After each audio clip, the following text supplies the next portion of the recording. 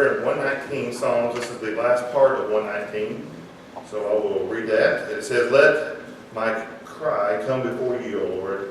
Give me understanding according to your word. Let my plea come before you. Deliver me according to your word. My lips will pour forth praise. For you teach me your statutes. My tongue will sing of your word. For all your commandments are right.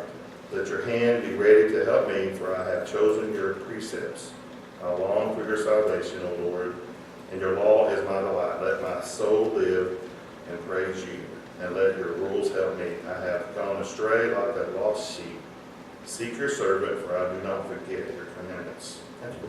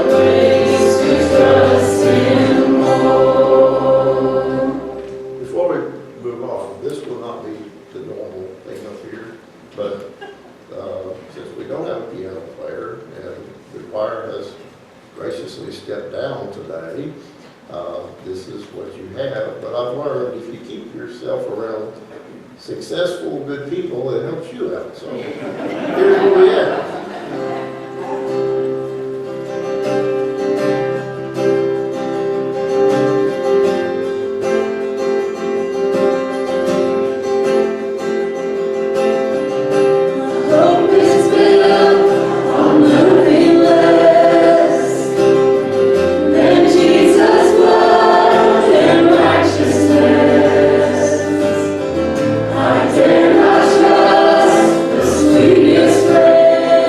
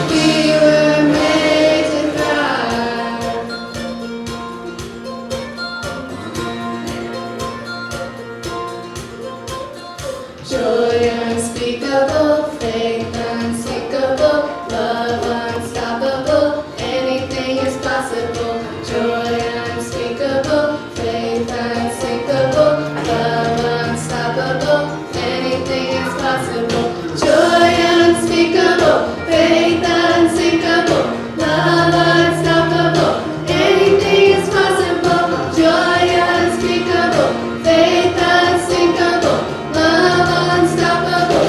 Anything is possible. Just to know you and to make you know me. Lift your name on high. Shine like the sun, make darkness run and hide. 'Cause we know we were made for so much more than ordinary life. It's time for us to more than just survive. We were made to thrive. Oh, oh,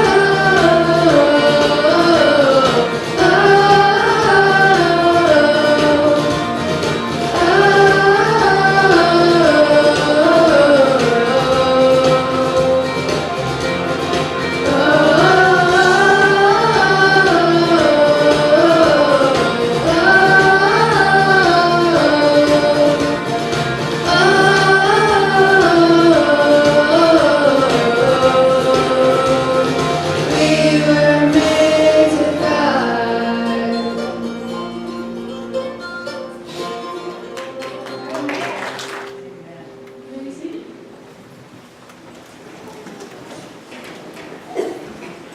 All righty, we'd like to invite everyone, child, that could be from little child all the way up to as big as you want to count yourself. But we'd like to invite you down with us.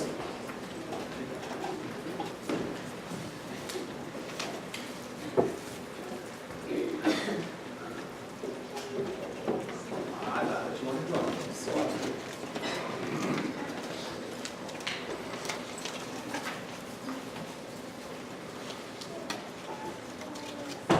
All right, guys, how are you doing today?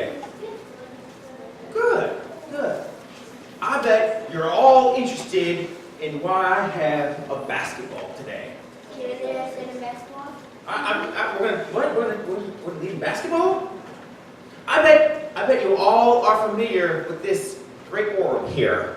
Yes. This orb, you know, it doesn't have anything to do with kind of what we talked about this morning. Let me see. God created the earth and the heavens and everything in it. Well, that can kind of remind us of this. But I really want to talk to you about it, that aspect we talked about time today. When God created everything, He created time as well.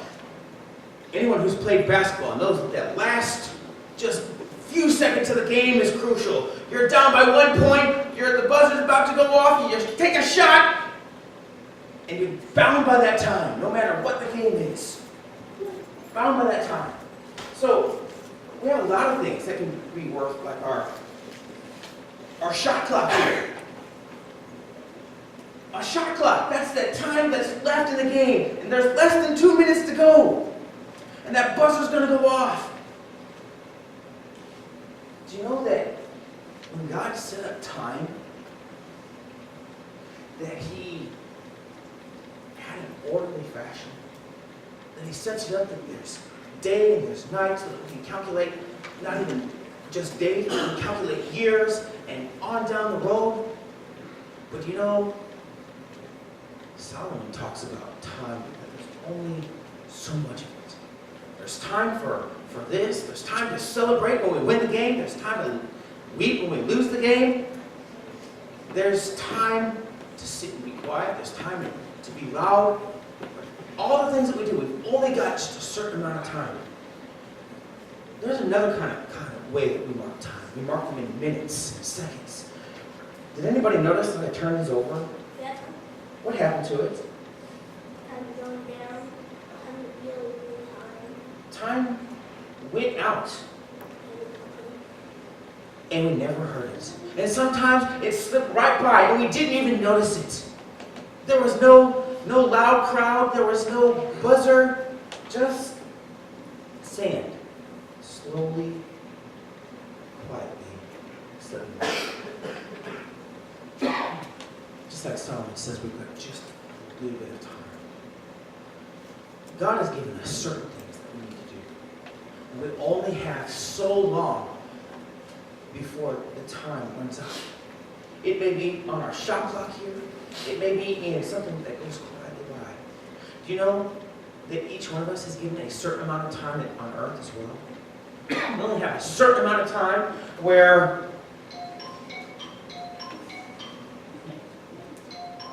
it continues to tick, but eventually it stops. And time is gone. Do you know that there are people who need to know Jesus now? That time may be running out for them. We never know how much time they have left. So while we have the time, take the opportunity and tell others about Jesus, about what He's done for us. So we don't know how much time we've got left. Okay? I'll leave you with that today. Something that we'll go to children's church. I'm actually going to be doing children's church with you today. Okay? So let me pray for you, and then we'll go on. Gracious Heavenly Father, Lord, I thank you for first of all being orderly enough to give us time and creating everything. But Lord, let us realize that time is short. There are people that have never heard you. They need to know you as quickly as possible as we can get to them. Let us not delay that. Lord, let us take us with you everywhere we are, and we be shining lights for you. It's in your name we pray, in Jesus' name. If you take your Bibles and turn with me to Genesis chapter 1.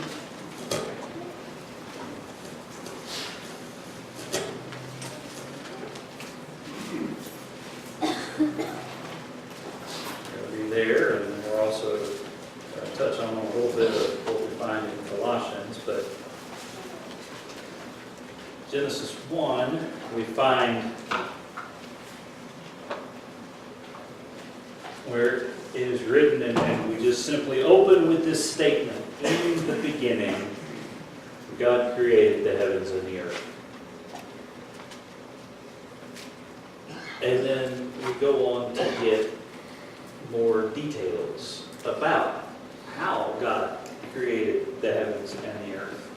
And it's an important passage, and we could spend hours upon hours on evidences that we can find as we look back about how that this actually worked. And in fact, we've done that. We've had a guest with us earlier this year, back in March, who came and spoke to us about some of the scientific bases that we can find and peel back and go, oh, wait a minute, you even got we being 3 or 4.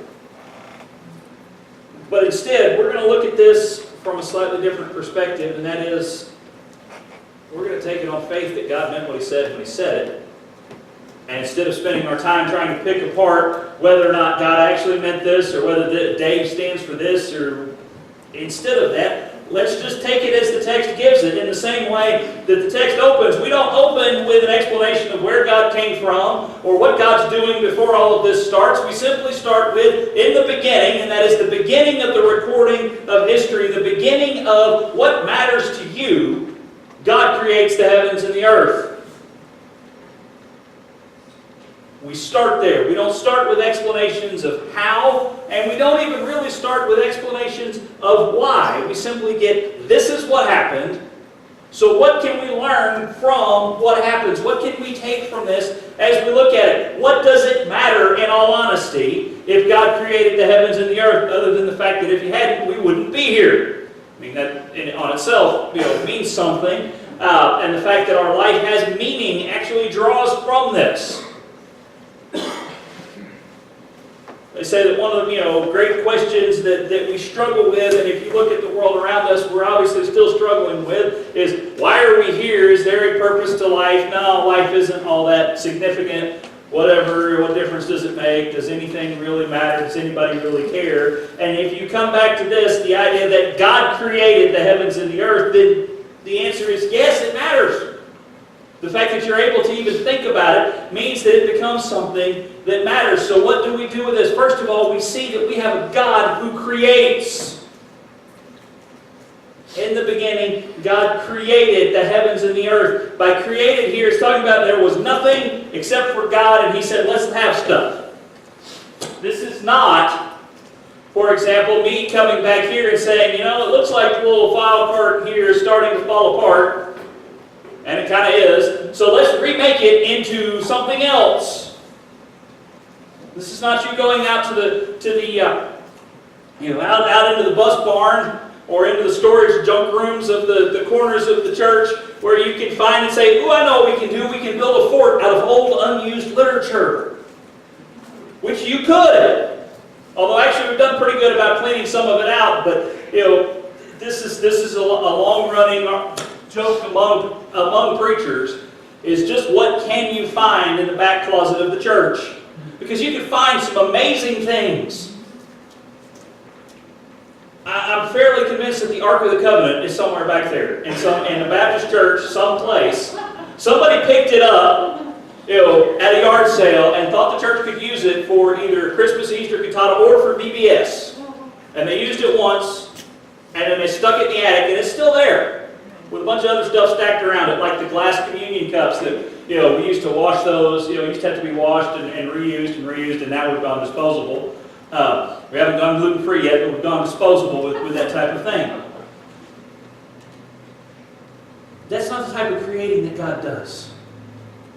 That's the type of creating that we do, but God creates out of nothing. He takes, and where there was nothing, He makes. Why? Because that's the power of God. He is the God who creates. He creates the stuff. He forms it. It says the earth is formless and void. It's pointing out that when God creates the heavens and the earth, it's not already there. This is a pushback against every other creation myth that the people of Israel would have known at the time that Moses wrote this, which had the earth being something that was eternal. Folks, the stuff of this earth, none of it is eternal. Only God is. Nothing about us was there at the beginning. Not the ground you stand on and the dust you were formed from. It's all created by God. We are existence to the God who creates. But there's something else that's important to pick up here, and you don't see it super clearly until you peel back and grab a study Bible that talks about it or something else. But everywhere as you come through here, and you see some glimmers of it in places, but when you see the word God here, they had to come up with a special way. There's a special way that the Hebrew language refers to God in these passages. And what it does is whereas we use the for everything, you can have the Walter or the whole left-hand side of the church. Whether it's one person or a lot of people, we would just use the, and that's normal. In Hebrew, you would have the Walter, and then you would have these for the whole, plural, not these, the demonstrative pronoun, for when you had multiple people. Or I guess better than this whole side of the church, the Wills family, however you want to look at it. But what they use to refer to God is they use what's called a plural of majesty, and the word there is God's, but they use a singular article for it so that you know it's referring to one God. But He's so big that He can't be contained in just one word. It's a reminder of the amazingness and the majesty and the greatness of God. And that's your fancy theological term for the day. It's called a plural of majesty. Write that down. You might need it later. Okay? There's not going to be a quiz today, but you never know what we'll come up with. That may get you to the front of the line someday at a potluck. It probably won't, but it might. You never can tell. But this is what you have here throughout: is that God is referred to as so great that He can't be contained in a single word. All throughout, He creates, He makes, and He forms, and every time He does it, it's good because it's done right. Every time He does it, it's good. Everything that God does is good, and it's done right all the way through. He makes, He creates by the power simply of speaking and saying, this is what should be. Until He gets to the special part of His creation that He reaches down and forms with His hands.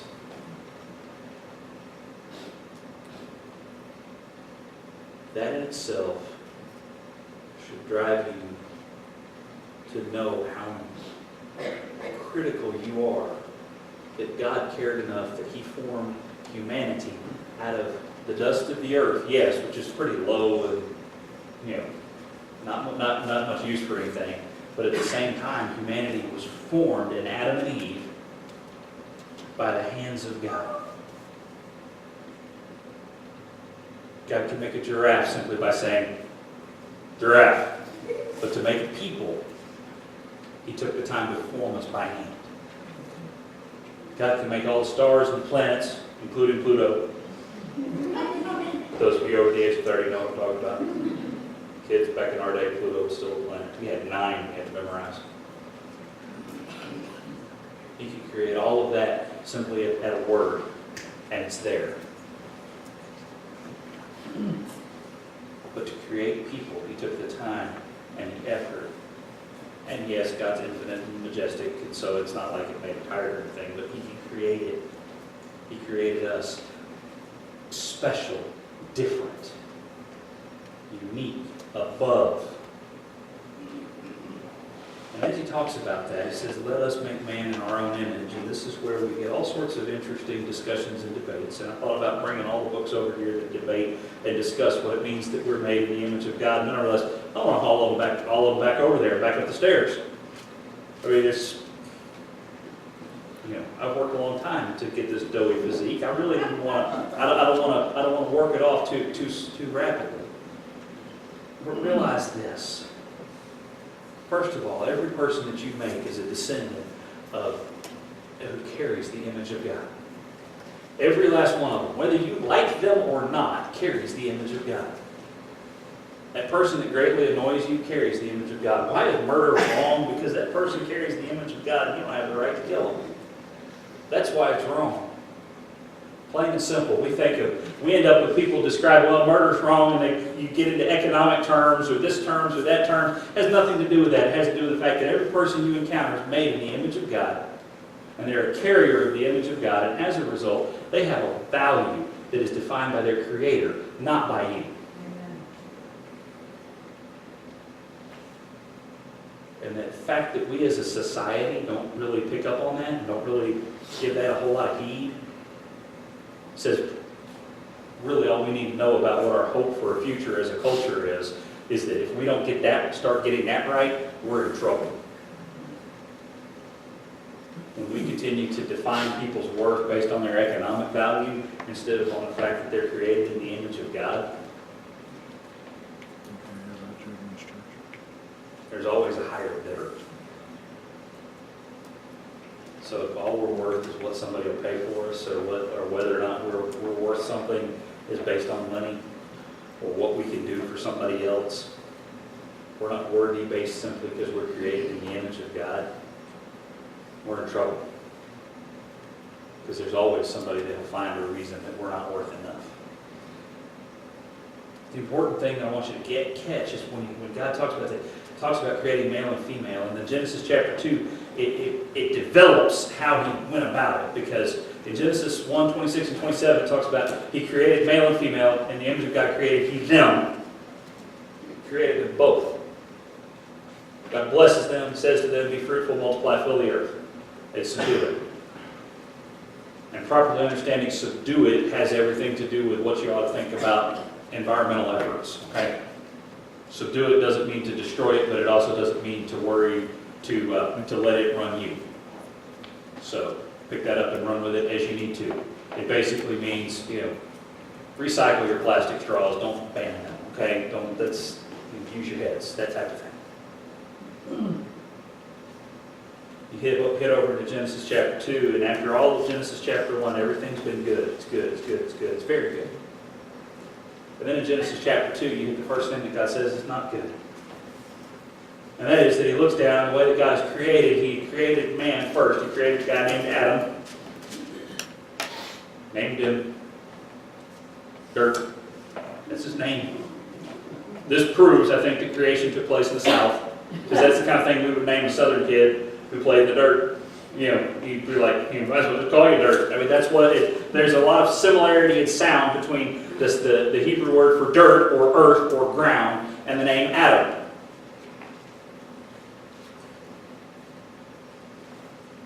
So that's his name. But God looks down and says of Adam, it's not good for man to be alone. It's not good for Adam to be alone. So I'll make him somebody so that he's not alone. And we know how this turns out. God takes a rib and from that forms Eve. Puts the two of them together. Doesn't actually call her Eve. She doesn't get called Eve for a couple of chapters now. for a couple chapters after this.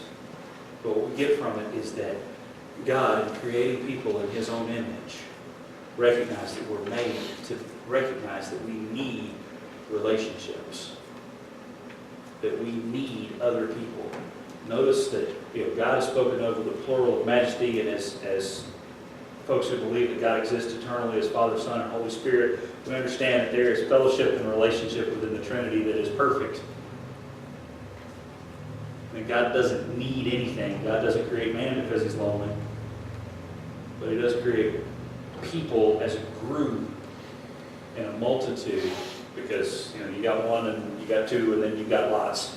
That's the way it works. Okay, if you need somebody to explain that, ask a deacon. Doug will be back from Ethel in a few days. But you've got a group. God creates us to need relationships. He is a relational God who creates a world to put us into. That we can have a relationship, that we can have relationships with one another, that we can have interactions and fellowship with one another and with Him. You see, that's what was very good at creation, is when it all gets done. Things are right with the world. Things are right between Adam and Eve. Things are right between Adam, Eve, and God. And everything is flowing along swimmingly. Because there is a right relationship between them. There is a good interaction between them. There is fellowship within the structures of creation. That's the way we were made.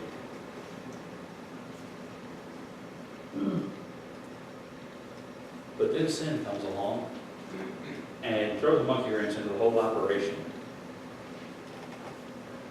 Because the first thing that you see is it breaks the fellowship between people. Eve and Adam aren't on the same page in obeying God anymore. Adam and Eve are not on the same page with God anymore. They get blaming each other. And the creation ends up turning against them because of the corruption of sin.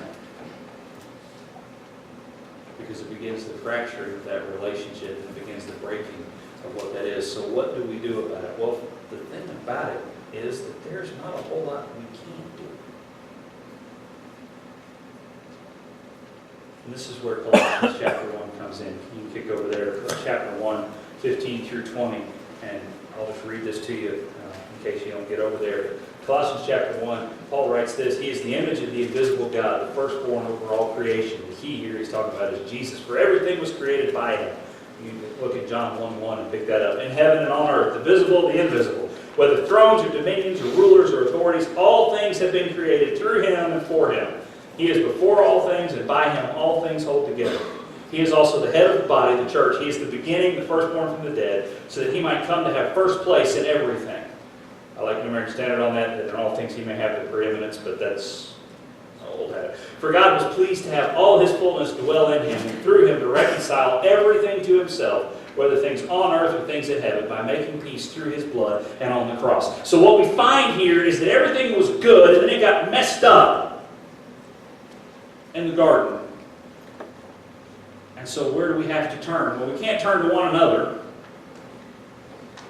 This is like, although they're beautiful and inspiring stories, when you kick over and you see on the sports channel where somebody's coming towards the end of a marathon run and they fall out and another marathoner comes along and lifts them up and carries them over. It'd be more like if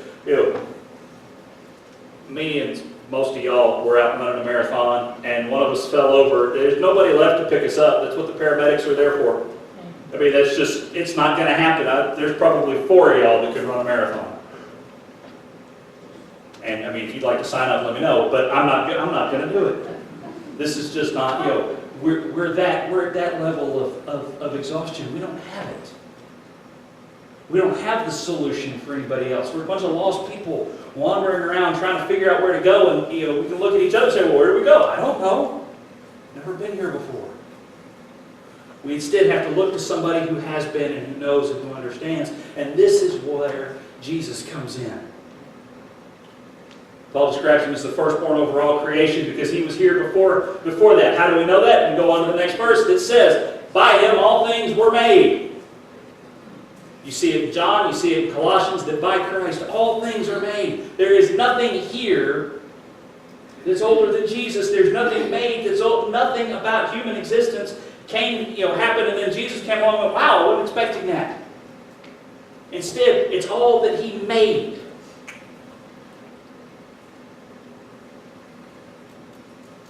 But rather than sit simply in judgment of it, He sits and sees. So He and the Father and the Spirit, God look and see, and they know that we're in need of judgment, that we're deserving of judgment.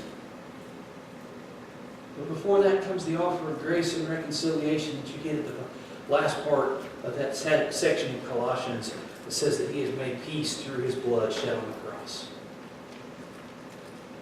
You see, you were created by God for a purpose.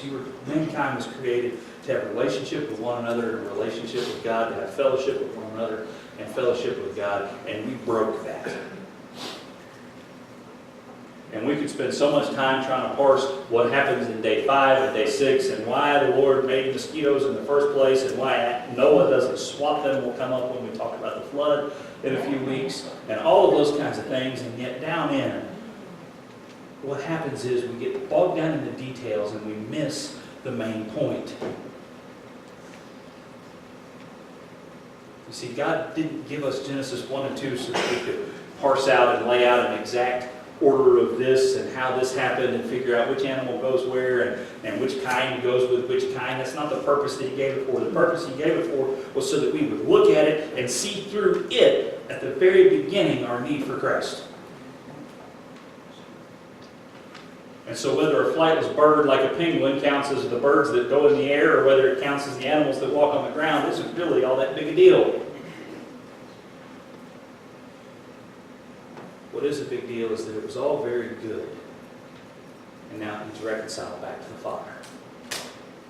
We need a reconciliation back to the Lord our God, who created us, and also our reconciliation with one another, which is what we find at the cross. What we find at the cross is that the Son of God came and put on flesh and dwelt among us. Perfection wrapped in frailty. What we find at the cross is that the one who did no wrong and knew no sin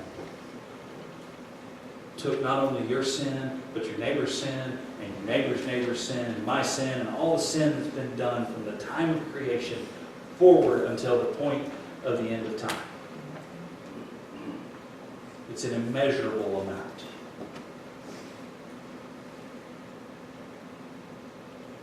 There would be no way to write the fullness of it. We end up using words that just that lose their meanings when we try to talk of it, when we try to sing of it.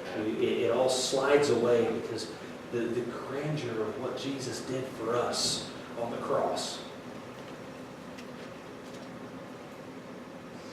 is completely outside of our scope.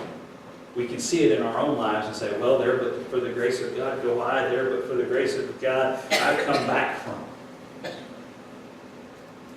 But then when you realize that across the entirety of human history, every person who's ever turned rightly to God is also falls in that same boat. And the fact that era, that the time frame of the work of the grace of God through Christ at the cross just keeps on going. We're closing in on 7 billion people on this planet, and all of them need Jesus.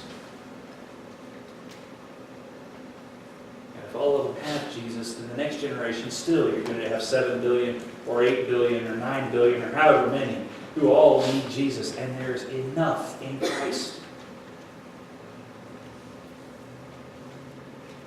that the whole world could be made right with God, and the whole world could be made right with each other if we would simply listen and obey.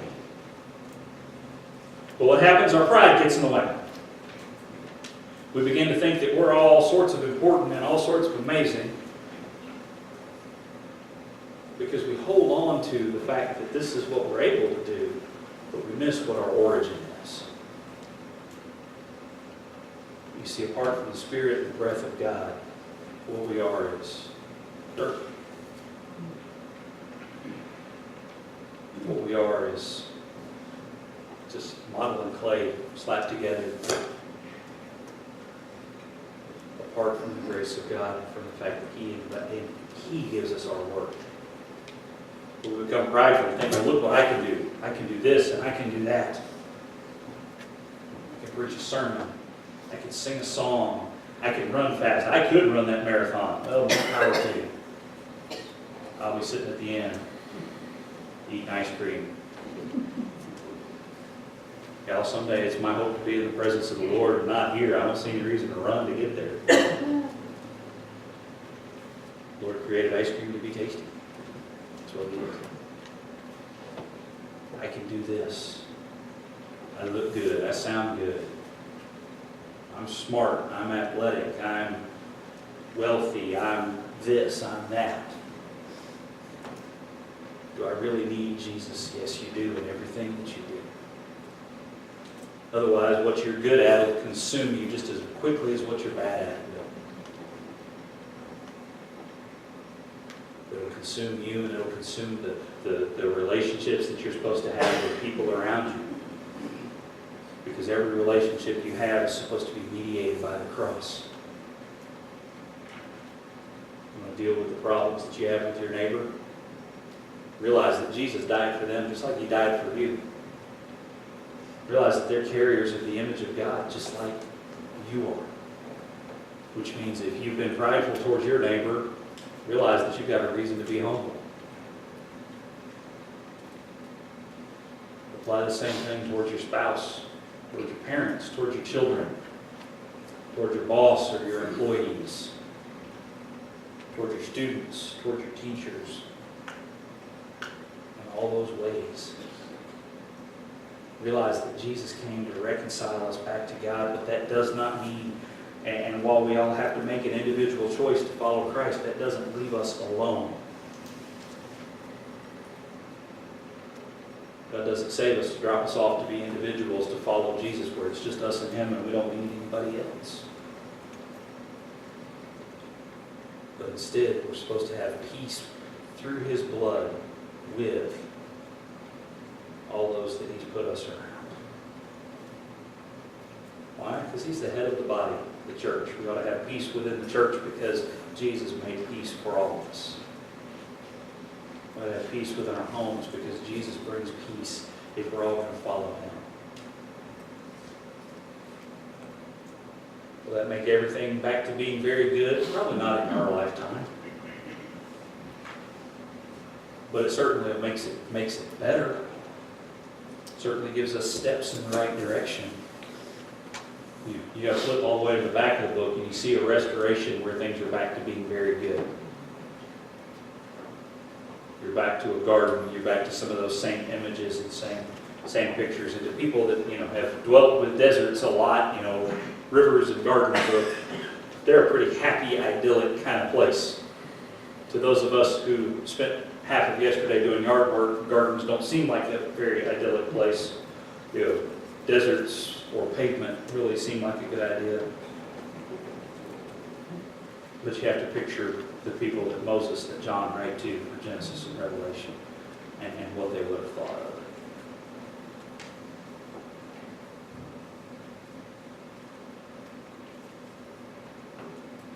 But just because it's not going to get back to perfection in your lifetime doesn't mean that you just decide to quit.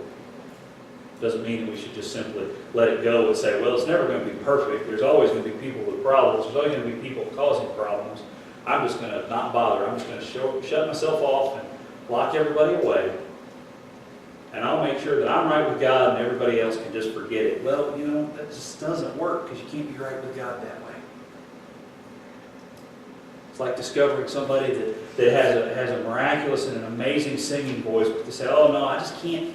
I can't sing where anybody can hear me. I can only sing if I'm in private. Well, what good is it? What good is that gift that God has given you? Bring it out into the light. What good is your relationship with God if you keep it hidden away and stashed away where nobody else can see it? Bring it out into the light. What good is the reconciliation that God has brought if it doesn't affect the way that you act? The way that you live in the world around you? Bring it out into the light. Bring it out into the way that you carry yourself at work and the way that you carry yourself at the grocery store. And the way that you carry yourself on the highway as you go through the world that you live in. Bring it out in the way you deal with the frustrations that hit you. Because folks, stuff is still going to go wrong. You're still going to have to go sit at the DMV and get your tax rebate. I mean, it's just, you're still going to have bad days. Some of you gave a portion of your life to serve our country and to help protect our freedom. And when you need medical care, you still got to go sit and wait at the VA. Y'all, stuff's going to go wrong, okay? I mean, I've been there with Dad waiting on stuff before. It's just, things are still going to go wrong, but how do you carry yourself through them? As it does. Carry yourself like one who's reconciled to God, and God is trying to working through you to reconcile the world to Him. So God created this world, and then you redeemed it and reconciled it through Christ. So we can trust Him with what He's made. And it's our goal and our purpose in life, what we're made for, is to go and carry that message.